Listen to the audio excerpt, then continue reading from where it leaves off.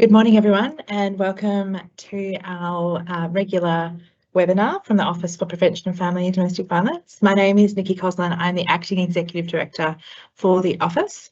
And before we start, I would just like to take a moment to acknowledge the traditional owners of the land on which we're meeting today, the Whadjuk people of the Noongar Nation, and pay our respects to elders past and present and also emerging leaders. I'd also like to extend that acknowledgement to the traditional owners of any lands from which you all join us from across the state. So today we have quite a bit to cover. So we will be providing an update on the 50 new frontline workers and also an update on the primary prevention grants. Stacey Collins will be leading us through that update, and then we'll be handing over to Emma Roscoe, who will provide us an update on the $72.6 million investment that was announced last year as part of the 16 Days campaign. And that will include a flexible support package update and also the Aboriginal Family Safety Grants update. As always, we'll have a Q&A at the end. If you have any questions, feel free to type them in the chat. And I think that's everything that I needed to cover as part of the welcome. I'm going to hand over to Stacey, who will provide us an update on the 50 new frontline workers to begin with. Thanks, Stacey. Right. Thank you, Nikki.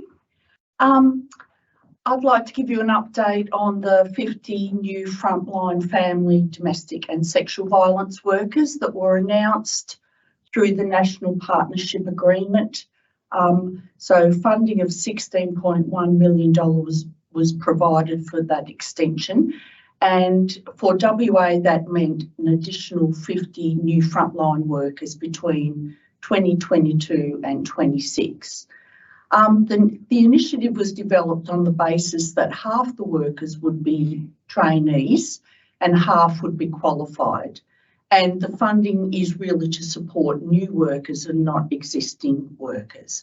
So it was really a real good investment into Western Australia, and it was trying to also build the workforce by not only having qualified people, but giving opportunities for people to train up into that expertise around family and domestic violence.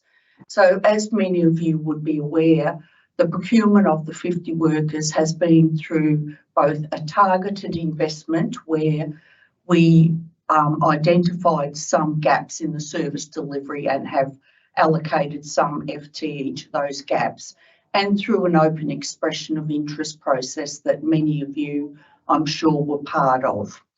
So at the moment, we're on track to have the targeted investment announcements soon. We're just negotiating that with the organisations involved.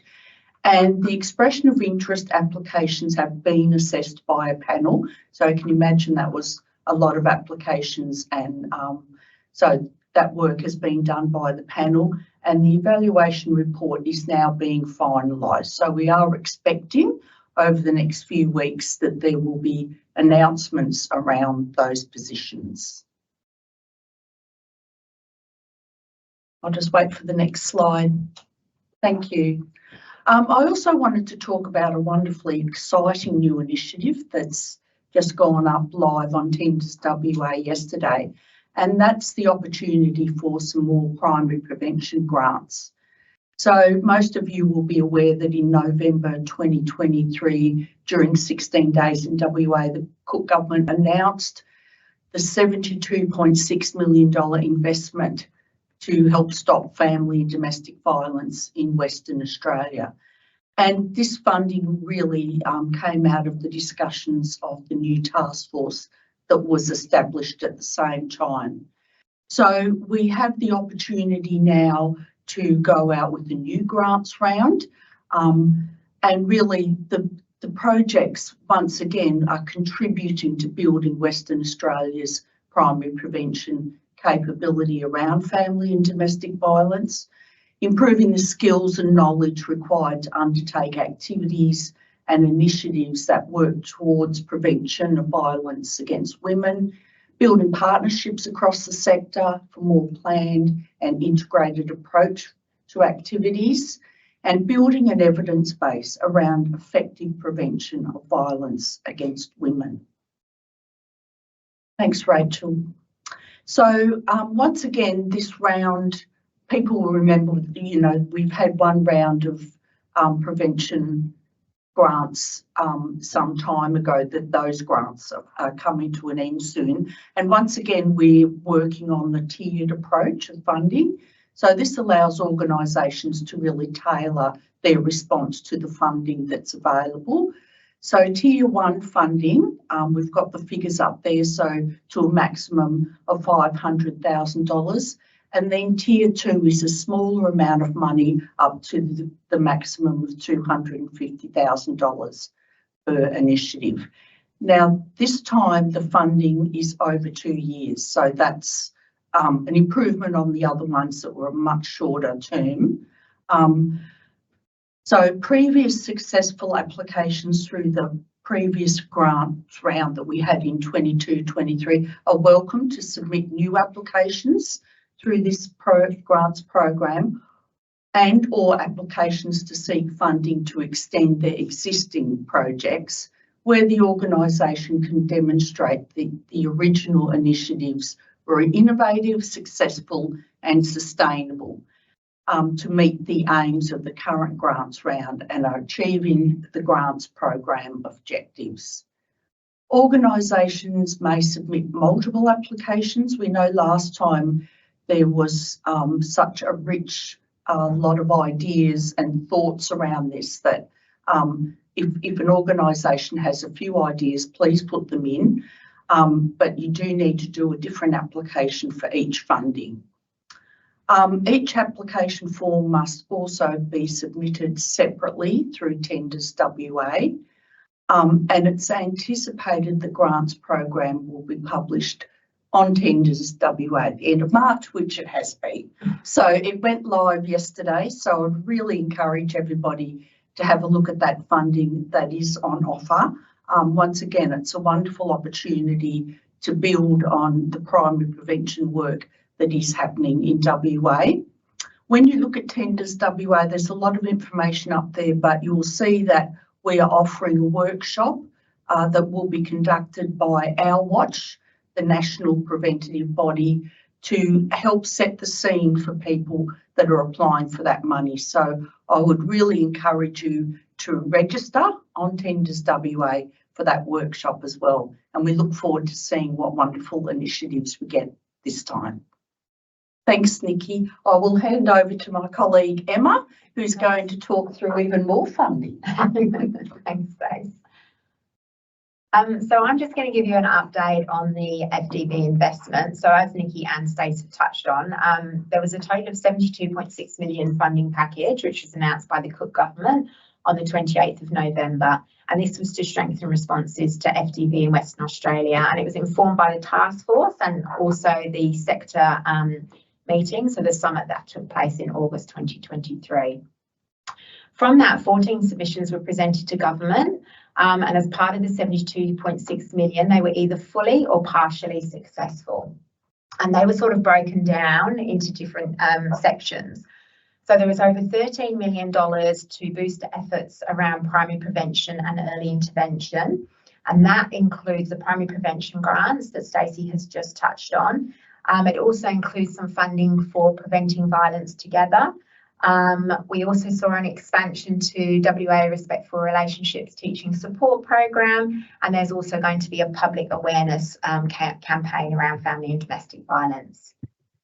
There was just over $6 million that was to expand perpetrator interventions in regional Western Australia.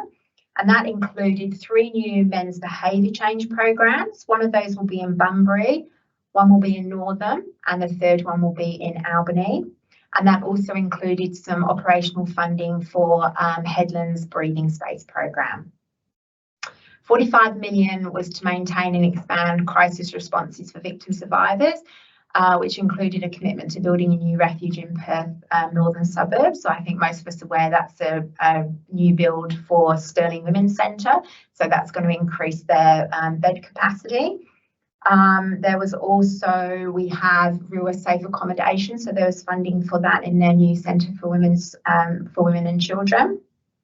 There's also going to be 3 new Safe at Home programs that are going to be rolled out. One will be in Kalgoorlie, one will be in Port Hedland, and the other one will be in Kununurra. And then we've also got the the flexible support package. We've got some additional funding for that, and I'm actually going to talk to that in a little bit later. And then we've got some additional funding for a Housing First program and Mundamaya. There was 2.15 million for workforce development, and that's to support and identify, or the identification of the responses to coercive control. And that is around it's almost like first responders training. So it's coercive control and FDV education and first responder training for the justice system. So we're currently working with the Department of Justice at the moment to do some consultation work around what that's going to look like for the Department of Justice. And then the final one, which again I'm going to talk to in a minute, is 6 million for Aboriginal-led place-based initiatives to promote Aboriginal family safety. And that is around Aboriginal family safety grants, which will hopefully be going on Tenders WA in sort of second week in May. To assist with the implementation of this 72.6 million, a new stream was created in the Office for Prevention of Family and Domestic Violence called Strategic Design and Investment, and that team started on the 1st of February. Can we have the next slide, please, Rachel? So as I said, I was just going to talk about the flexible support packages. So originally they were established in June 2022 and have been operating as part of the West Australians Administration of the National Partnership Agreement for Family, Domestic and Sexual Violence Responses 2021 to 2027. So that was around women with or without accompanying children experiencing family and domestic violence were the primary recipients. In recognition of the diverse experiences of family violence, service providers considered each package based on individual risk and the circumstances for the women and children. And there were no restrictions to the package amount provided, and funding was determined by a case management plan. So the office has recently been doing done 2 evaluation workshops with the recipients of the flexible support package. And we just wanted to get, I suppose, a bit of an update of how the flexible support package had been rolled out. I think there was a very consistent message that there was very strong feedback, and that the fact that different organisations love the practical impact and the benefits for victim survivors around the flexible support package. From those meetings, 2 things that we really took away were the office will do some more work around the reporting and what the reporting looks like for the family support packages, and we're also going to have a look at the funding allocation. But I think Stacey can agree that the feedback from the flexible support packages so far has been really positive, and it's shown a really positive impact for the women and children that it's supported. So from there, we will now look at that information that we received from the 2 workshops, and we hope to get those service variations completed by the 1st of July, and the flexible support package now will run for another 2 years. Next slide, please. And then I'm just going to touch on this, and I think we'll talk more to this in the next webinar. But the Aboriginal Family Safety Grants are one-off 2-year grants for Aboriginal community-controlled organisations and registered Aboriginal businesses to deliver Aboriginal-led place-based responses to family violence as per the Aboriginal Family Safety Strategy. And it's also a key action in the WA Closing the Gap implementation plan. Procurement for the Aboriginal Family Safety Grants will occur through an open grant process, which will be released in mid-May. There has been $6 million allocated over 2 years for this initiative, with a small portion of this funding being quarantined for an evaluation of the program. And that is also in line with the ongoing implementation of the strategy of the National Agreement on Closing the Gap. And like I said, we will be able to give you more details. We're hoping to have a component in there that potential applicants can consider what capacity building needs they require to deliver with this grant application, and can include them in their application. But like I said, when we have our webinar in April, we'll be able to give more details around the Aboriginal Family Safety Grants. I think that's me, so I'm going to hand back to you now, Nikki. Great. Thank you, Emma and Stacey. We are going to open up for our Q&A session now, and we already have a number of questions, so I'm just going to dive straight in. So this one is for you, Stacey, in regards to the 50 workers. So it sounded in previous webinars that the department's new frontline worker roles would focus on supporting the FDV matters that were coming through the FDVRTs. In at least one region, the new frontline worker role is a primary prevention role. Can you please clarify whether regions have discretion to apply the focus of this role differently? Thanks for that question. The intent of the 50 workers for WA has always been across the DV sector, so not just aligned to the response team or to any real service group. So the applications we got really covered the whole sector, and the role could be adapted to where the need was for that organisation. So it was important that services could support the new workers and provide all the professional development they needed, but the role was very, very flexible and was really just to boost the capacity of the sector. Great, thanks, Stacey. Next is another 50 workers question. Have all organisations who were approved as preferred applicants been contacted? If organisations have not been contacted as yet, should we take that as being unsuccessful? So this might be in relation to the EOI versus targeted investment. Yeah, good question. Thanks for that. No, everyone hasn't been contacted yet. As I mentioned, when you're going through a procurement process, it all has to absolutely get to the conclusion and be signed off and approved before any announcements have been made. However, there have been conversations with targeted organisations that we were filling some of those service gaps. So there has been phone conversations with those organisations, and that is just a couple of organisations, but the expression of interest process is still going through its final approvals. So if you haven't heard, don't take that as that you haven't been successful. Everybody will receive a letter that says you were either successful or unsuccessful this time. So that is the official way this process will conclude. Great, thanks, Stacey. And then the next question we have is about the primary prevention grants. So how will learnings from the first round of primary prevention grants be applied to this new round? That's a good question too. With the timing of the first grants round ending, we haven't quite got to the end of that yet. So we have had an evaluation in place, but it hasn't quite finished either. So what we have applied is a detailed look at all the progress reports. So we have definitely gone back and looked at the successes and also the challenges, because you know, they're learnings both ways, aren't they? So we have done that work. We've actually spoken to the evaluator who is doing some initial work for us now, just so that we can feed that into the process. As you can imagine, it's such a new piece of work around primary prevention that we're really keen to get all the learnings from the first round of grants, and we're endeavouring to do that by whatever means we can. So it will certainly feed into the next round.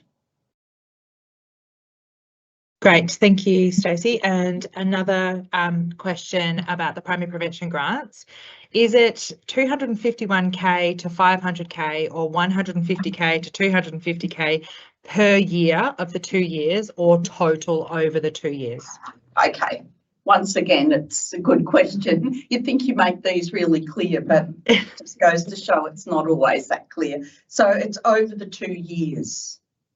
So, you know, I think the real benefit this time is having that 2 years, because I think we'd all agree 1 year is great But, you know, for some work that's really new and emerging, it did take organisations a while to be able to get everything in place. So we're really pleased that it's over the 2 years. Yeah, so the funding is over the total initiative. That's great. Thanks. And then we have a question for Emma. Is an acquittal required for the flexible support packages ending 31st of March 2024?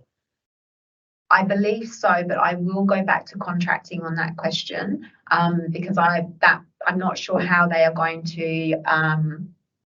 I'm presuming it will be a new a new service agreement variation for this new money. So I do believe it might need to be acquitted, but I will double check if we can take that one on notice, and I will get confirmation from the contracting team.